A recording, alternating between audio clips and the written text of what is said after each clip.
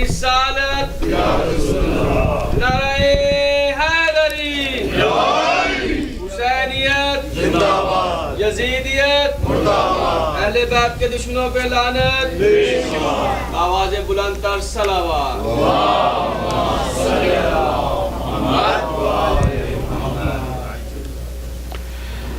اب حضرات سے درخواست ہے کہ ایک بار سورہ فاتحہ اور 3 بار سورہ اخلاص کی تلاوت فرما کے مرحوم ہاشم حسین، مرحومہ انتصار فاطمہ بنت حیدر علی کے ارواح کو بخش دیں۔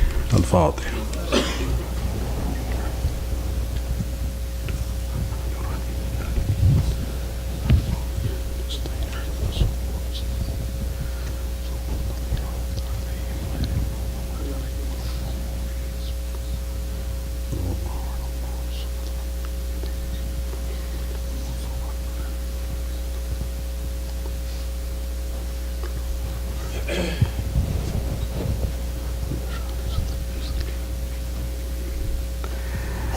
اعوذ باللہ من الشیطان اللعین الرجیم، بسم اللہ الرحمن الرحیم۔ الحمد للہ الذی لا يبلغ مدحته القائلون ولا يحصي نعماءه العادون ولا يودي حقه المجتهدون، الذي بعد فلا يرى وقرب فشهد النجوى تبارك وتعالى، والصلاة والسلام على سيد الأنبياء وخاتم المرسلين وشفيع المذنبين سيدنا ونبينا بالقاسم محمد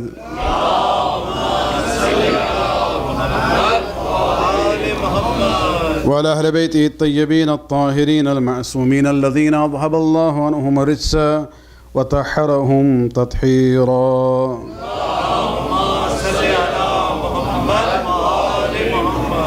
واللعنة الدائمة الباقية لأعدائهم ومنكر فضائلهم وغاصب حقوقهم من الآن إلى قيام يوم الدين.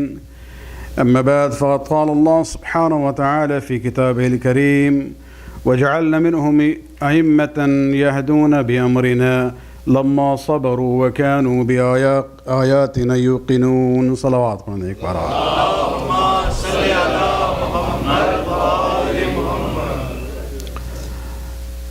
آج کے مجلس کے لیے اسپیشلی کہا گیا ہے کہ گفتگو انگریزی میں شروع ہو۔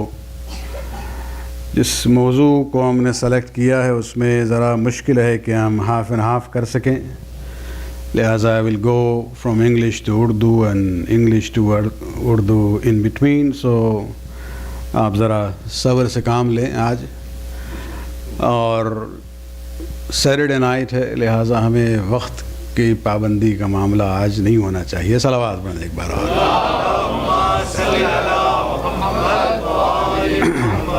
یہ نہیں ہے کہ کسی نے بندش لگائی ہے ٹائم پر، لیکن بہرحال ہم نے اپنے کو اختیار دیا ہے اس سلسلے میں۔ صلوات پڑھیں ایک بار اور۔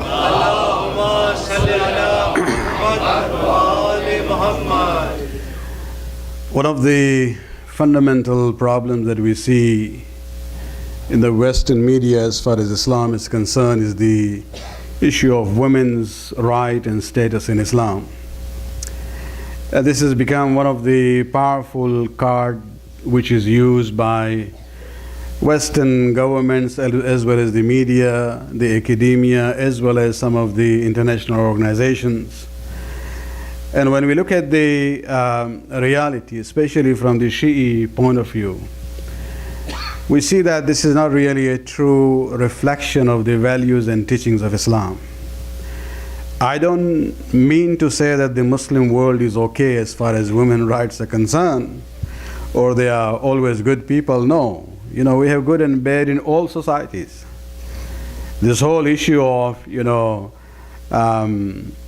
workplace sexual harassment that we are seeing now in US in the last 10 to 14 days in the media, this is again, a reflection of the problem which is global. And just because there are some people who do something bad in a Muslim society doesn't mean you take that as a reflection of the values and teachings of Islam. What people do on the ground is one thing, what the faith is saying is something else. Especially if you look at the role of women from the Islamic and Shi'i point of view, the role and the contribution of the women in the history of Islam has been very significant. Since we are into the days of Azab Sayyid al-Shuhada, where we are remembering the suffering of the women and the children of Imam Hussain ibn Ali alayhi salatu wassalam,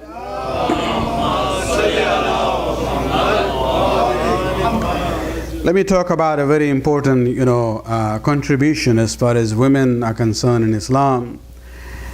We as followers of the Ahlul Bayt should be very proud of our heritage and our history.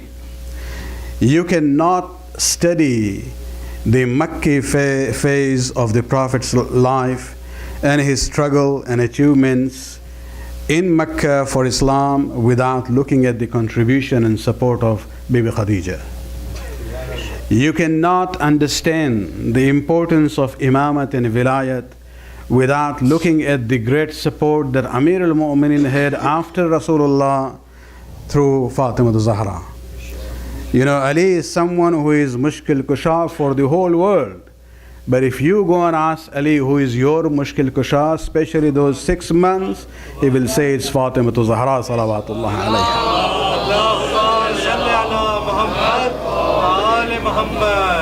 And until you come to this great event which is commemorated by Muslims in very large numbers, not only Shias, but even the Sufi Muslims commemorate the tragedy of Karbala, you cannot comprehend the purpose of Hussein and the mission of Imam Hussain alayhi salam without looking at the contribution of the women and the children.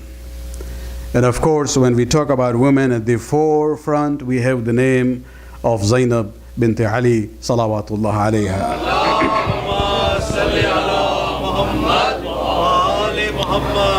MashaAllah, Shias from their childhood, when they grow up and going to the Majlis, they hear about the Khutba of Bibi Zainab. To read the Khutba by itself is one thing, or to hear it's one thing. But to really understand the impact of that Khutba for the mission of Hussain ibn Ali, you actually need to understand the historical background in which Karbala took place. And that is the purpose that I have tonight, just to highlight this great contribution of Zainab bint Ali in this mission of Hussain bin Ali. To do that, let me just very briefly go to the historical background of, especially the area which is known as Sham. When the Prophet left this dunya, Islam was only confined to the Arabian Peninsula. It had not extended beyond that. It is only during the time of the Khulafa when the system which is known as Futuhat started, which was actually not really Futuhat, conquest for the deen of Islam. It was more an expansion of the Muslim empire. And during the time of the Khulafa, we see that gradually, they occupied Sham and Egypt and Iraq and Fars.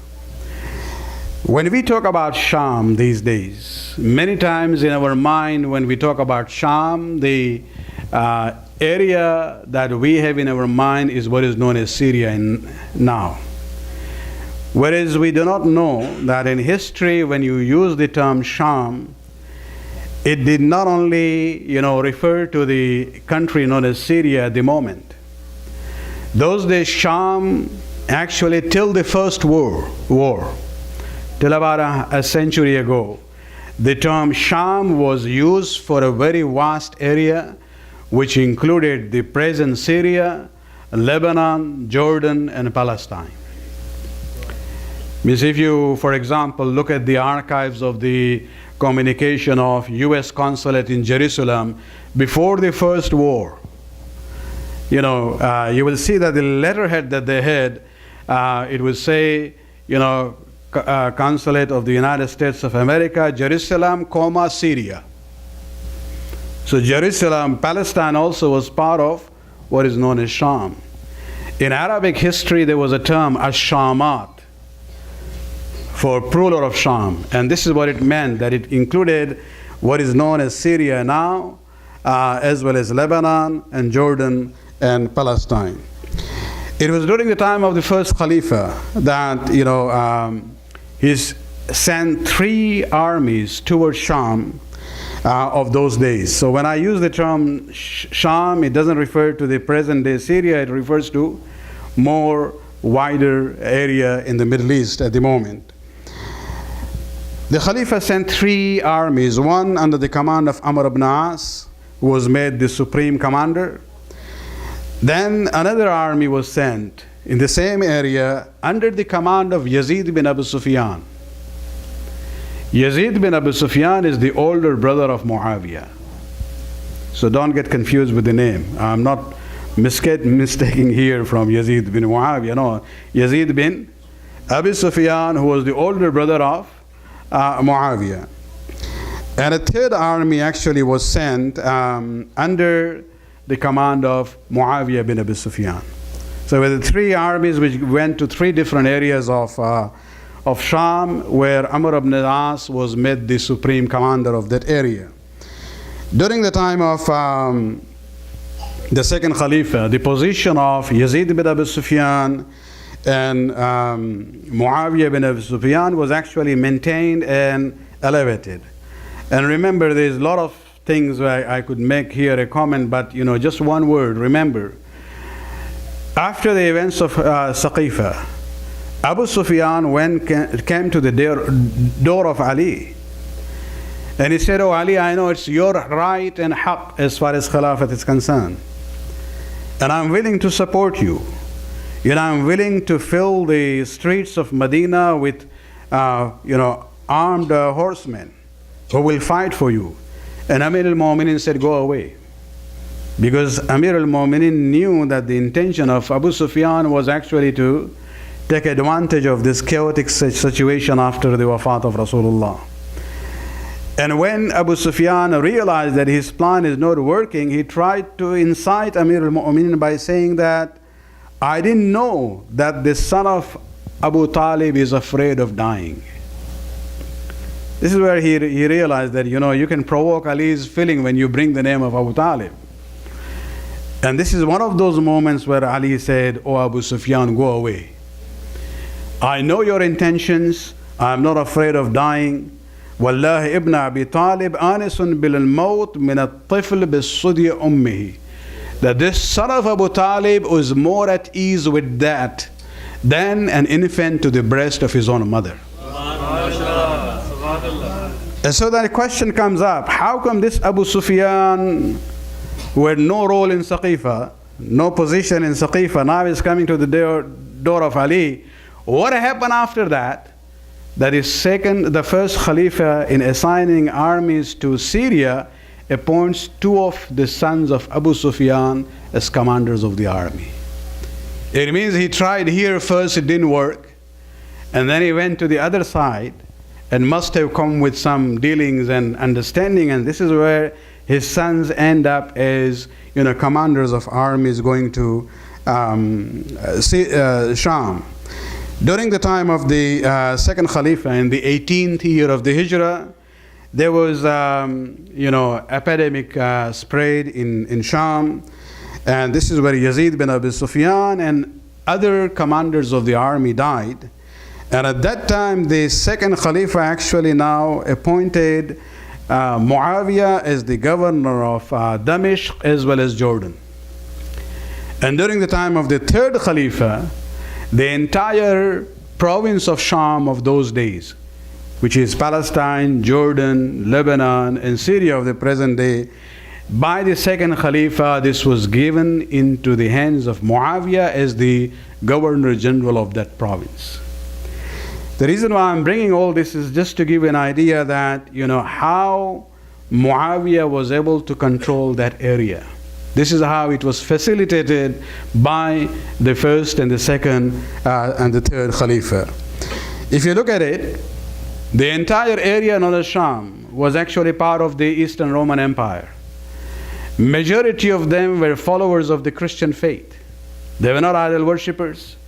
They were not Parsi, they were Christians. And this is where you come to realize that, after the conquest of Syria, whatever Islam was taught to the people of Sham, who were new, they didn't know anything about Rasulullah or Islam before. Whatever was taught to them was taught by the family of Ali Abu Sufyan. They were able to manipulate their minds to the Islam which will be in favor of Banu Umayyah. Because they had never seen Rasulullah, they had never gone to Medina, they were not in touch with the Sahaba. So whatever Islam they heard was actually from the group, controlled by Ali Abu Sufyan. And therefore you will see that they were projected as the family of Rasulullah. Muawiyah and his family were actually projected to the people of Syria as the family of Rasulullah, and they exploited this relationship where they gave him the title Khalul Mu'mineen. Do you know the Khalul Mu'mineen means what? He's uncle of the Mu'mineen, because his sister was the wife of Rasulullah sallallahu alayhi wa sallam.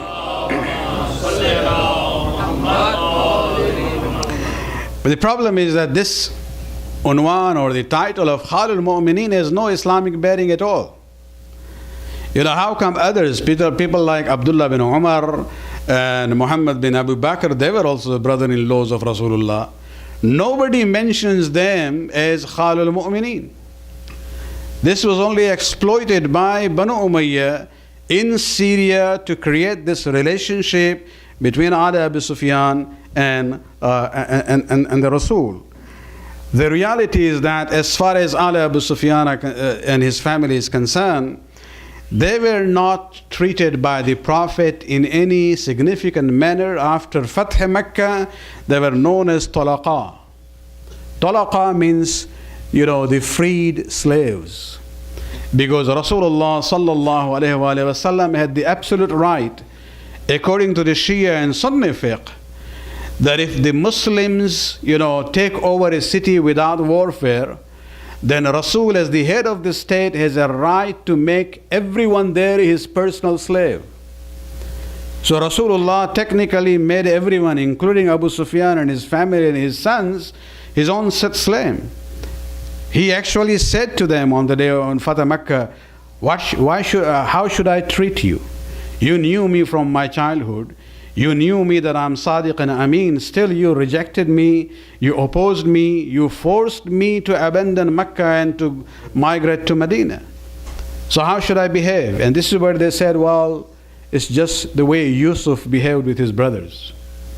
We expect you to forgive us. And this is where Rasulullah uttered his word that you can go away, antumut talaqa. Talaqa is plural of taliq, which means now you can go, you are freed slaves. Technically, I have a right to make each one of you my slave. But I, out of my own grace and benevolence, I'm letting you go, you are freed slaves. Salawat padne ek baar.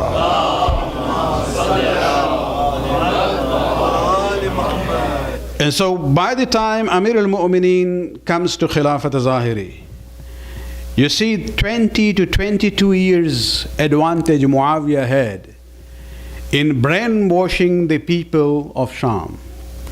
And it was that background in which he was able to oppose Amir al-Mu'mineen, raise the army, the whole, the scenario of Siffin, that.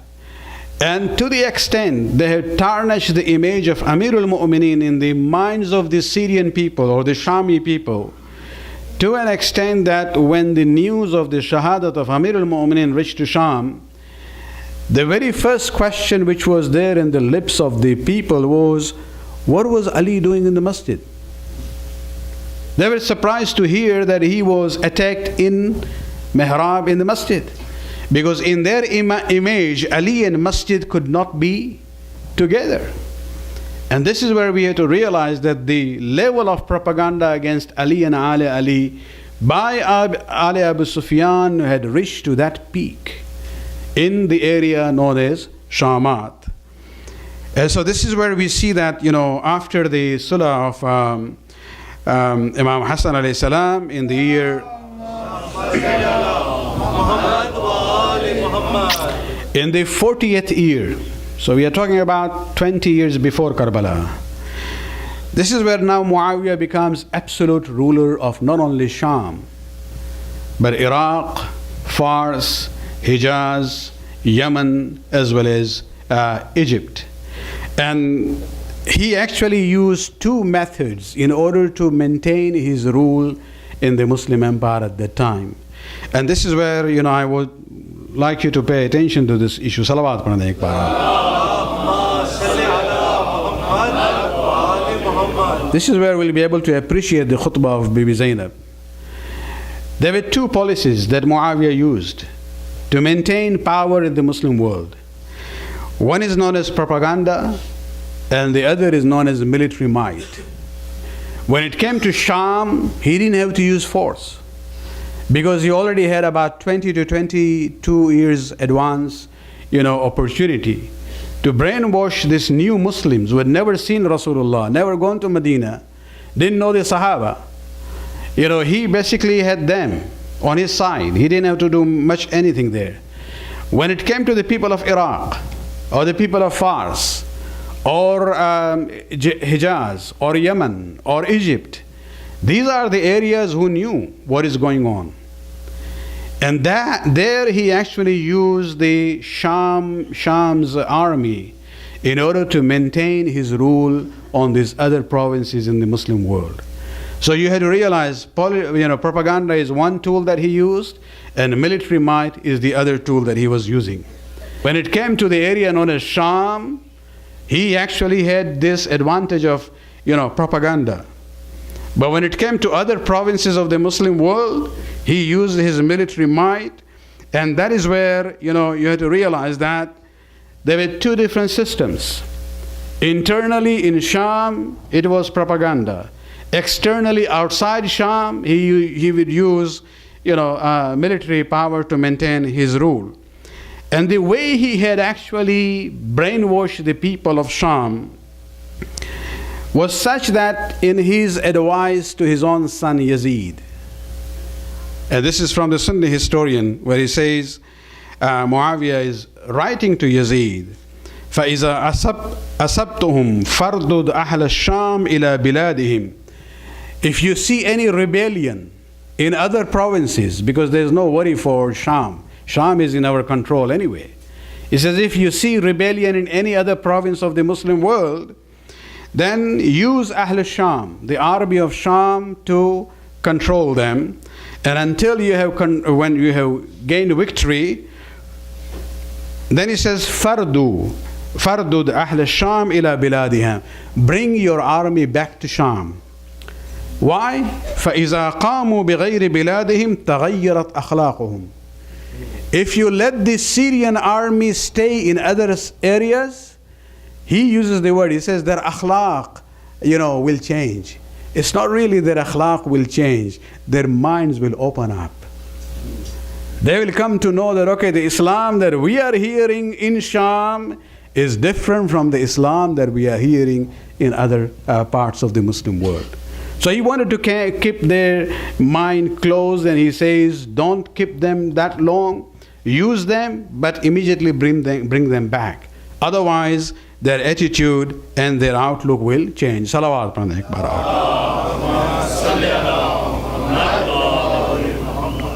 Now you come to 61st year of the Hijrah. Hussein ibn Ali has a problem in front of him. How does he deal with it? You realize that when it comes to the area known as Sham, there is total what we call ignorance because of the propaganda. How do I deal with problem of ignorance? When it comes to other provinces, Iraq, Fars, Hijaz, Yemen, and Egypt, Hussein ibn Ali knows it is not jahalat. It is not ignorance. They know what is right and what is wrong. But their conscience has died. Total ghaflat hai wahan pe. So you have jahalat on one side and you have ghaflat on the other side. How does Hussein ibn Ali deal with that? Imam realized that there are two diseases here. We cannot use the same medication for both. When it came to the issue of, creating this awareness, awakening, in the other provinces of the Muslim world, from Iraq to Fars to Hijaz to Egypt and Yemen, Imam decided that there is a need for what we call awakening and bedari. When it came to the issue of Sham, Imam realized that they are ignorant, and there the solution is agahi. So you have bedari on one side and agahi is on the other side. And what does he do? In order to awakening the slumbering conscience of the Muslims in the other provinces where they know what is haqq and batil, Imam chooses the method of shahadat, which he will fulfill. When it came to the issue of agahi, informing and educating the people of Sham, Hussein ibn Ali selects Zainab and Kulthum and Imam Sajjad and the children. This is where we see, this two group coming together. One fulfill its purpose with the shahadat on the day of Ashura, but the other group continued the purpose. The bidari is done because when Hussein ibn Ali is killed, the whole Muslim world, who knew what is haqq and batil, they were forced to open their eyes. And this awakening started in that part of the Muslim world. But when it came to the issue of Sham, where there was need for agahi, this is where we see that the khutbah of Bibi Zainab and Imam Zainul Abidin, for the first time, they are exposed to the true picture of Islam, the Prophet of Islam, and the Ahlul Bayt of Rasulullah sallallahu alayhi wa sallam. Salawat.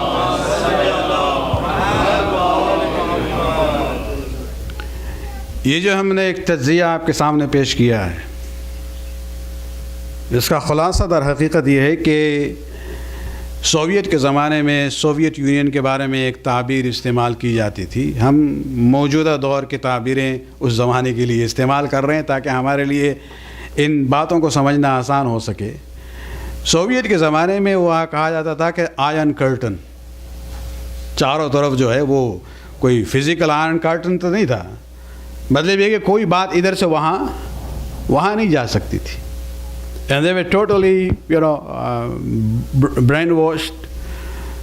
ذہنی طور پہ ان کا استحصال ہوا تھا جو communist system تھا اس کے لحاظ سے. انہیں دنیا کے بارے میں کچھ معلوم نہیں تھا. شام، معاویہ نے بھی در حقیقت شام کے چاروں طرف وہ ایک آہنی دیوار میتھیکل سینس میں کھینچ دی تھی، اور اپنے پروپیگنڈا کے ذریعے جو ہے اس نے اپنے کو اور اپنے خاندان کو اہل بیت نبوی کے عنوان سے پیش کیا تھا، اور علی اور آل علی کو در حقیقت دشمن اسلام اور دشمن رسول اسلام کے طور پر پیش کیا تھا. یہ آہنی دیوار جو تھی جس کے پیچھے جو ہے ان کے اذہان کو اموی شراب سے مخمور کر دیا گیا تھا، یہ دیوار جو ہے پروپیگنڈا کی اتنی مضبوط تھی کہ علی کی تلوار سے بھی یہ ڈھا نہیں سکی.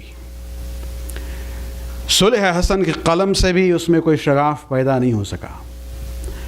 حسین ابن علی کی شہادت سے بھی وہ دیوار گر نہیں سکی. یہ جو آہنی دیوار معاویہ نے کھینچی تھی شام کے چاروں طرف، یہ دیوار اگر گری ہے تو زینب بنت علی اور امام سجاد کے خطبوں سے گری ہے. صلوات پڑھنے پر.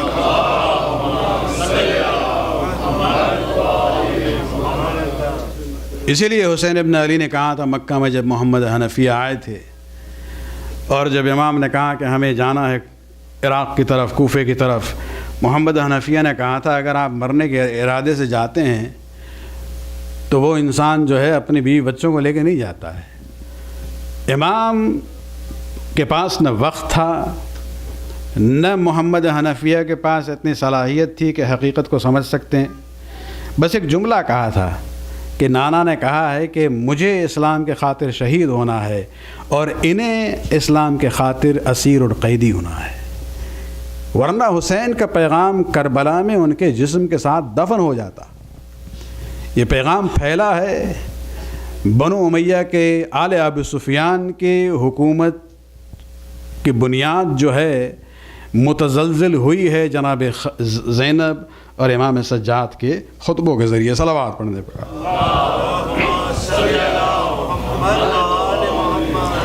پورا خطبہ تو آپ کے سامنے پیش نہیں کرنا ہے، لیکن اس ہسٹوریکل جو تجزیہ ہم نے آپ کے سامنے پیش کیا ہے، اس کے بعد اگر آپ اس خطبے کو پڑھیں گے تب آپ کو یہ بات سمجھ میں آئے گی کہ جناب زینب نے یہ الفاظ سلیکٹ کیوں کیے ہیں۔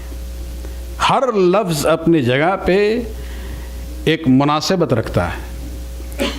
سما آپ کو معلوم ہے، تقریباً یہی زمانہ رہا ہوگا، اس لیے کہ 20ویں کے دن ہی تقریباً یہ قافلہ جو ہے شام پہنچا ہے۔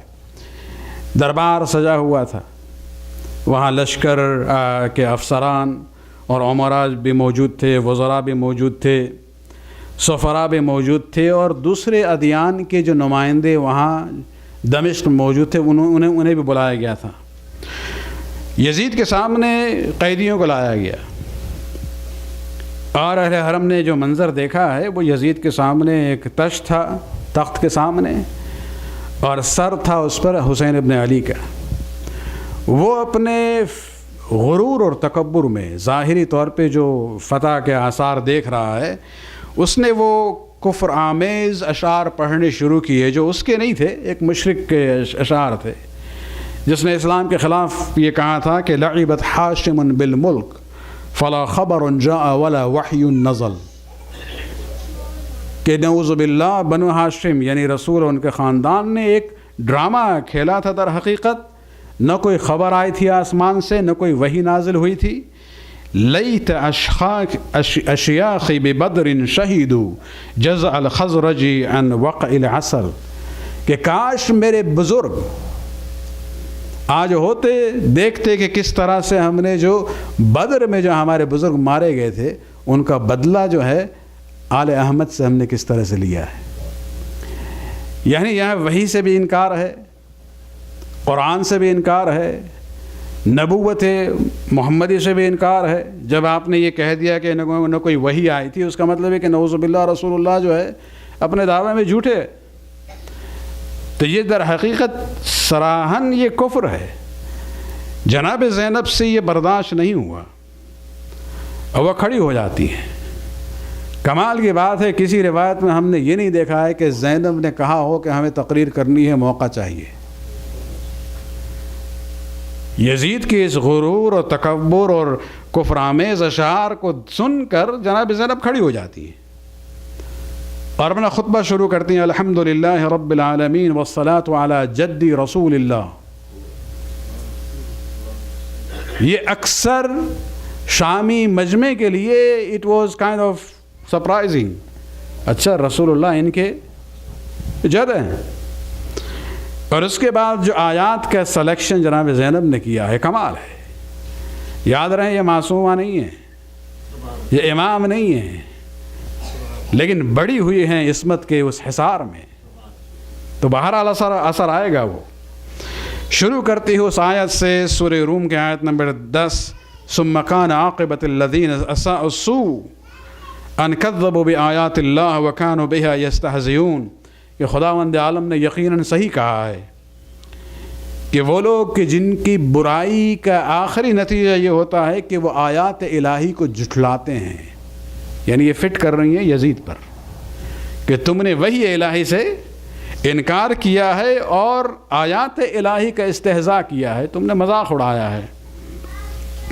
اظننت یا یزید، یزید کے لیے بڑا ناگوار رہا ہوگا، اس لیے کہ وہ عادی تھا کہ لوگ اسے امیر المؤمنین کہیں، خلیفۃ المسلمین کہیں، لیکن خطاب کیا ہے؟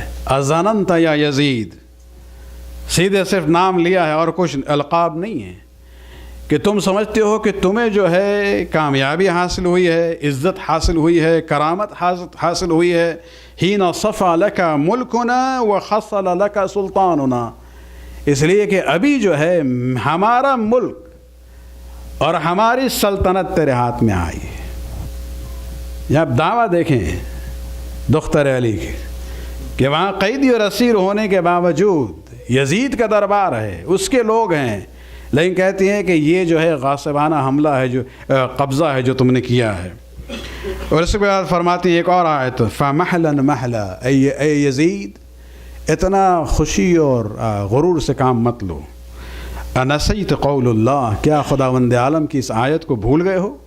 لا تحسبن الذین کفروا انما نملی لهم خیر لانفسہم، یہ مت سمجھو، خداوند عالم کہتا ہے کہ وہ جو کافر ہو جاتے ہیں اور اپنے کفر میں غرور کرتے ہیں، وہ یہ نہ سمجھیں کہ اللہ نے اگر ان کی رسی کو ڈھیل دی ہے تو یہ ان کے لیے بہتر ہے۔ یہ ظاہری طور پہ تم جو اپنی فتح اور نصرت دیکھ رہے ہو، انما نملی لهم لتزدادوا عصما ولهم عذاب مہین، خدا کہتا ہے ہم نے تھوڑا رسی میں ڈھیل دی ہے تاکہ انہیں اور زیادہ عذاب میں مبتلا کر سکیں۔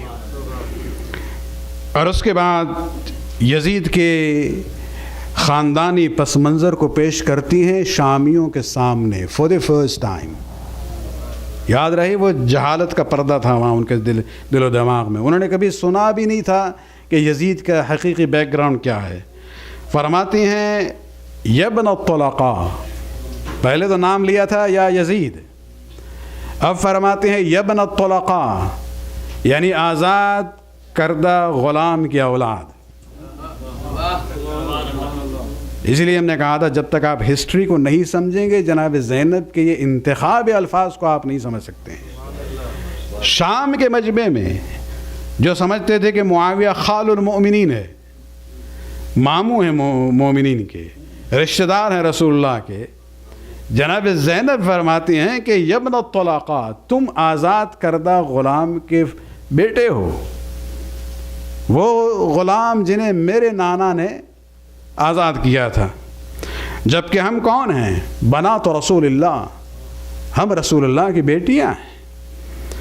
اور اس کے بعد جو ہے وہ پورا پروپیگنڈا، وہ جو متھ تھا خال المؤمنین کا، وہ پاش ہو جاتا ہے اس جملے سے۔ اور اس کے بعد جناب زینب اور آگے بڑھتی ہیں کہ یزید کے صرف خاندانی پس منظر کو نہیں، اس کی تربیت کی بنیاد کو دیکھو، اس کی تربیت کس خون سے ہوئی ہے۔ فرماتی ہیں کہ صلوات پڑھنا ایک بار اور، کیف ترتجى مراقبة ابن من لفظ فوه اکباد الاذکیاء ونبت لحمه بدماء الشہداء۔ ہم جو ہے رحمت اور مہربانی کی امید اس سے کس طرح سے رکھ سکتے ہیں کہ جس کی نشو نما ہوئی ہے اس خاتون کے خون سے کہ جنہوں نے خدا کے نیک بندے کے جگر کو چبایا ہے، اور جس کا خون شہداء کے خون کے ذریعے، اس کے دادی کے ذریعے آیا ہے، یعنی یہ حمزہ کے جگر خار کی طرف اشارہ ہے۔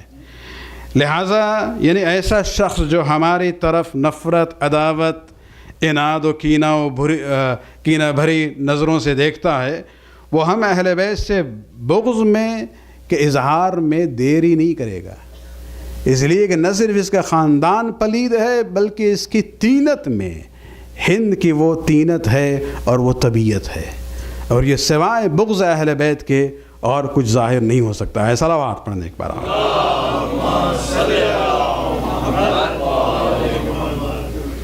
پھر فرماتے ہیں یزید سے کہ تجھے اندازہ نہیں ہے تم نے کیا کیا ہے، کہ تم نے جو ہے رسول اسلام کے خاندان کے افراد کے خون کو بہایا ہے، عطرت رسول کی حرمت کو تم نے پامال کیا ہے۔ اور اس کے بعد اعلان کرتی ہیں کہ تجھے یاد رہنا چاہیے کہ وہ وقت آئے گا کہ جنہیں تم نے قتل کیا ہے یہ وہ لوگ ہیں کہ جن کے بارے میں خداوند عالم نے کہا ہے وَلَا تَحْسَبَنَّ الَّذِينَ قُتِلُوا فِي سَبِيلِ اللَّهِ أَمْوَاتًا، یعنی میرے بھائی اور میرے خاندان والے جو تیرے افواج سے قتل کیے گئے ہیں وہ مردہ نہیں ہیں بلکہ شہداء ہیں، اور وہ زندہ ہیں، اللہ کی بارگاہ میں وہ رزق پاتے ہیں۔ ان کا سامنا تم قیامت کے دن کس طرح سے کرو گے؟ حسبک باللہ حاکما وبرسول اللہ خصیما وجبرائیل ظہیرا، اے یزید تمہارے لیے اتنی کافی ہے جاننا کہ قیامت کے دن خداوند عالم قاضی ہوگا، رسول جو ہے تمہارے خلاف شکایت لے کے آئیں گے، اور جبرائیل رسول اللہ کے گواہ بنیں گے۔ تب تمہاری کیا کیفیت ہوگی. فَسَيَعْلَمُ مَنْ سَوَّلَ لَكَ وَمَكَّنَكَ مِنْ رِقَابِ الْمُسْلِمِينَ. اس وقت تجھے بھی معلوم ہوگا اور انہیں بھی معلوم ہوگا جنہوں نے ان تمام سامان کو فراہم کیا ہے تمہارے لیے. یہ بات بہت دور تک جاتی ہے جناب زینب کے یہ جملہ جو ہے. صلوات پڑھنے ایک بار.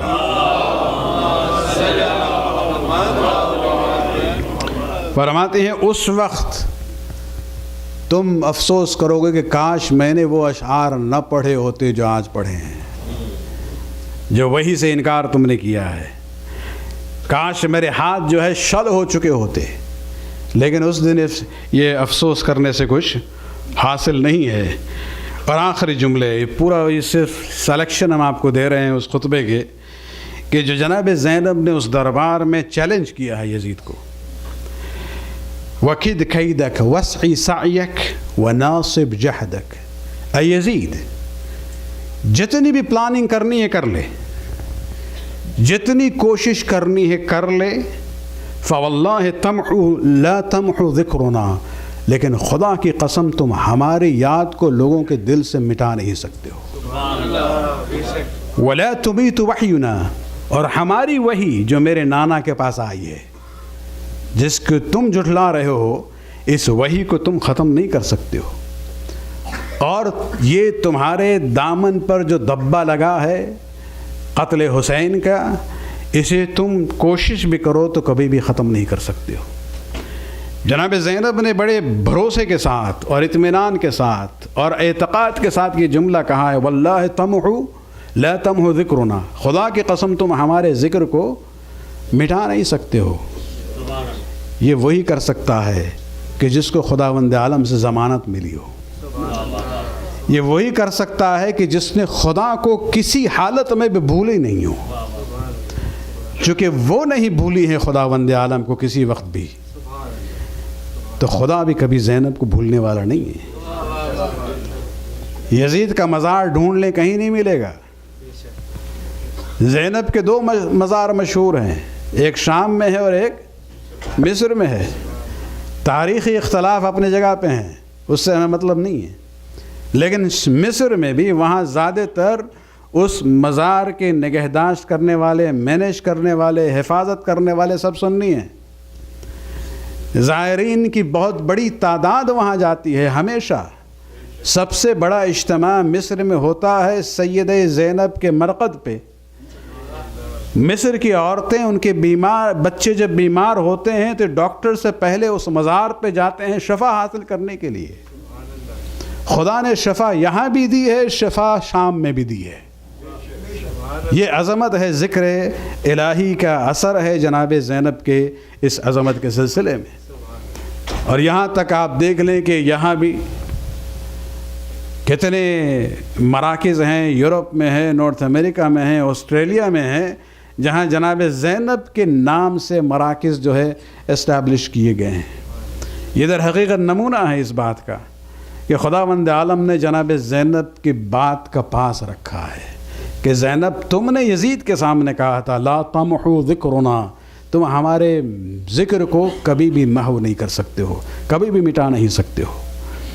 لیکن عزاداران حسین، یہ جو پورا خطبہ ہے جب بھی ہم پڑھتے ہیں اسے، ریکارڈنگ تو ہے نہیں کہ اندازہ ہو کس طرح سے جناب زینب نے یہ خطبہ پیش کیا ہوگا، لیکن الفاظ کو دیکھ کر اندازہ ہوتا ہے کہ لہجہ علی کا رہا ہوگا، جوش وہی رہا ہوگا. لیکن ایک پیراگراف کو جب ہم پڑھتے ہیں تو مجھے رونا آتا ہے.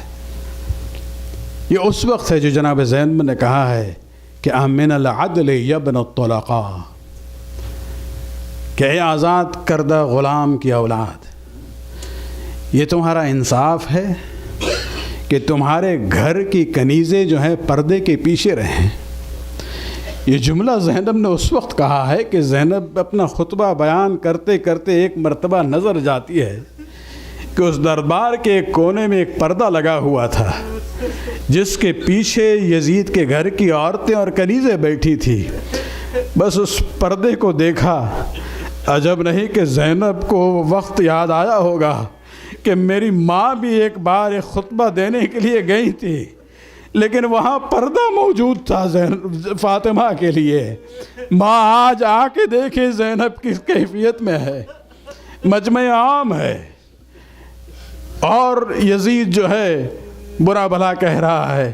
اور جناب زینب نے جب اس جملے اس پردے کو دیکھا ہے، اس وقت یہ جملہ کہا ہے امن العدل، یہ تمہارا انصاف ہے کہ تیرے گھر کی کنیزیں جو ہیں پردے کے پیچھے رہیں، لیکن بنا تو رسول اللہ کی بیٹیاں یہ جو ہے بے مقن و چادر، ان کی ہر جگہ تشہیر ہو، ایک شہر سے دوسرے شہر، ایک بازار سے دوسرے بازار میں، اور ایک دربار سے دوسرے دربار میں ان کو پیش کیا جائے. عزاداران حسین، یہ خطبہ جناب زینب کا اتنا پاورفل تھا کہ یزید دیکھتا ہے اور اس خطبے کے اثر کو ختم کرنے کے لیے اپنے ایک درباری خطیب کو حکم دیتا ہے کہ وہ ممبر پر جائے اور علی اور آل علی کی برائی کرے. جب وہ خبیث اپنی باتوں کو ختم کر چکا، اس وقت جناب امام زین العابدین کھڑے ہوتے ہیں اور انہیں اپنا خطبہ پیش کیا ہے. زینب نے ایک لحاظ سے تبرہ کا کام کیا تھا، اور امام سجاد نے اپنے خطبے میں تولا کا کام کیا ہے، جہاں اپنے خاندانی پس منظر کو پیش کیا ہے. آخر میں یزید نے جب دیکھا کہ حالات بگڑ رہے ہیں اور امام زین العابدین کے خطبے کا بھی اثر ہو رہا ہے، تو وہ فوراً مؤذن کو اذان کا حکم دیتا ہے. وہ جانتا تھا کہ یہ وہ خانوادہ ہے کہ جہاں اذان ہوگی تو یہ خاموش ہو جائیں گے. امام زین العابدین خاموش تو ہو جاتے ہیں لیکن اپنی جگہ کو نہیں چھوڑتے ہیں. جب مؤذن نے اللہ اکبر کہا ہے، امام نے تکبیر کو دہرایا ہے، جب مؤذن نے توحید کی بات کی ہے، امام نے کلمہ توحید کو دہرایا ہے، لیکن جب مؤذن نے اشہد ان محمد رسول اللہ کہا ہے، اس وقت امام کہتے ہیں اے مؤذن، اسی محمد کا واسطہ جس کی نبوت کی گواہی دے رہے ہو، کچھ لمحے کے لیے رک جاؤ. اور اس وقت یزید سے کہتے ہیں اے یزید، یہ محمد جس کی نبوت کی گواہی تیرے دربار میں دی جا رہی ہے، یہ میرے نانا میرے جد تھے یا تیرے جد ہیں؟